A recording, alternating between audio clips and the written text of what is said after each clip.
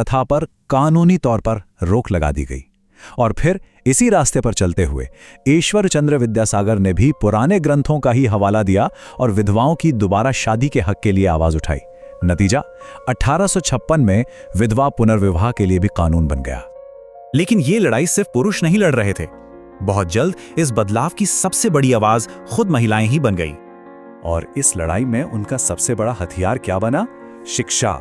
जैसे ही लड़कियों के लिए स्कूल खुलने शुरू हुए, पुराने ख्यालात वाले समाज में हड़कंप मच गया। उन्हें डर था कि पढ़ाई लिखाई लड़कियों को बिगाड़ देगी, वो घर का काम नहीं करेंगी। यहाँ तक कि लोग ये भी मानते थे कि पढ़ी लिखी लड़की जल्दी विधवा हो जाती है। सोचिए कैसी कैसी बातें होती थीं। लेकिन कई महिलाओं ने इन दकियानूसी बातों को मानने से इनकार कर दिया। उन्हीं में से एक थी ताराबाई शिंदे। उन्होंने घर पर ही पढ़ना लिखना सीखा और एक किताब लिखी, स्त्री पुरुष तुलना। उनका ये सवाल देखिए, इसने तो समाज के दोहरे चरित्र को सीधा सीधा आईना दिखा दिया था। और एक और जबरदस्त महिला थी, पंडिता रमाबाई। वो संस्कृत की इतनी बड़ी विद्वान थी कि उन्हें पंडिता की उपाधि मिली थी।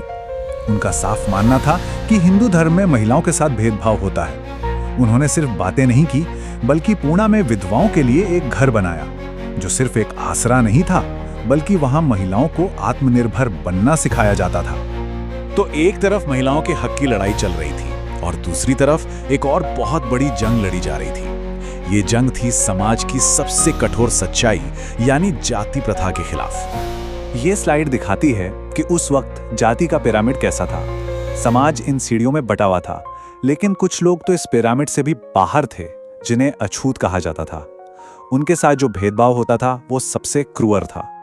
19वीं सदी के आखिर तक आते आते गैर ब्राह्मण जातियों से भी आवाजें उठने लगीं। अब वो सिर्फ छोटे मोटे सुधार की बात नहीं कर रहे थे।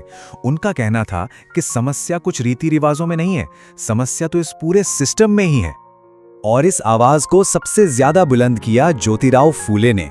और उन्होंने जो कहा वो उस जमाने के लिए एक वैचारिक धमाके जैसा था।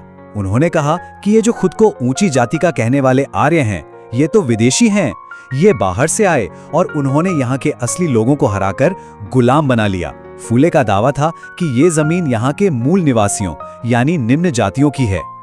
फूले की सोच कितनी आगे की थी, इसका अंदाजा आप इस बात से लगाइए।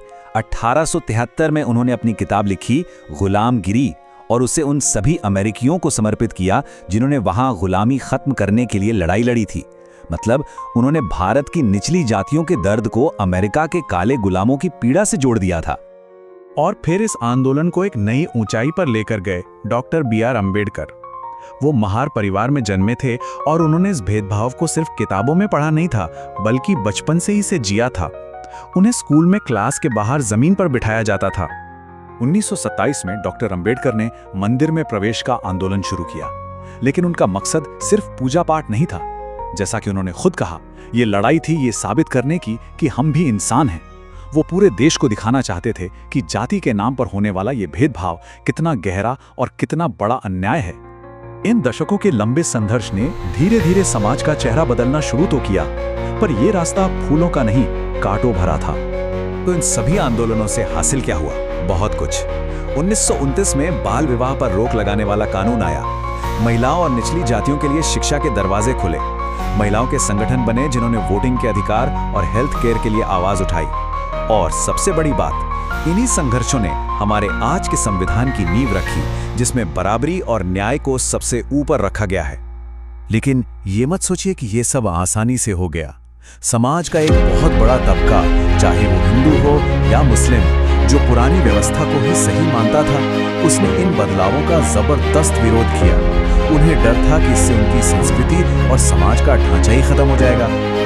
ये संघर्ष 100 साल से भी ज्यादा पुराने हैं, लेकिन इनकी गूंज आज भी हमें सुनाई देती है। तो सोचने वाली बात यह है कि 19वीं और 20वीं सदी के उन सुधार आंदोलनों की विरासत आज हमारे समाज और हमारी जिंदगी को किस तरह से प्रभावित कर रही है।